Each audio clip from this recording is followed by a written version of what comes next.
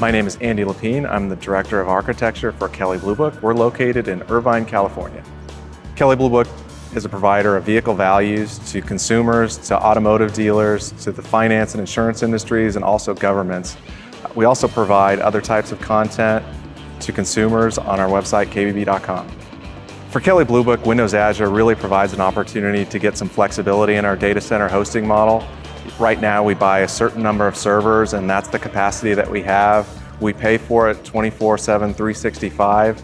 The opportunity with Azure is that we can pay for what we use. If we're not using something, we can release it back to the cloud. If we need more resources for whatever reason, a spike in traffic, a back-end problem, we can just enlist more resources and make sure that we have enough resources to support our traffic.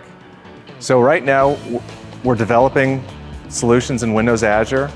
The model that we're choosing right now is to take our secondary data center, which does failover, it also does additional capacity, and move that into Windows Azure. So we'll keep our primary data center on-premise, have our second data center in Windows Azure.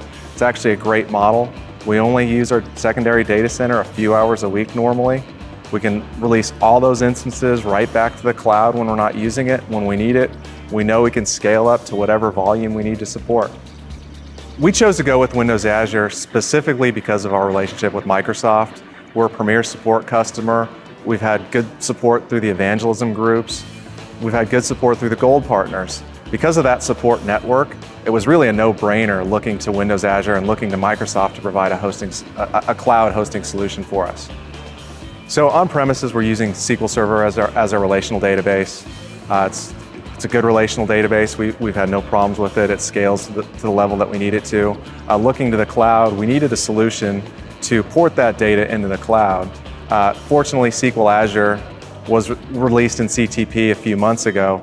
We were able to port our data over. Fortunately, it was a good data model for SQL Azure because it's primarily read-only data. We're able to get it out in the cloud. We can support the mixed hosting model both on-prem and in the cloud pretty easily.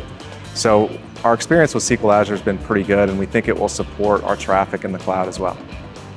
The three things that come to my mind when thinking about Windows Azure are flexibility, cost savings, and simplicity.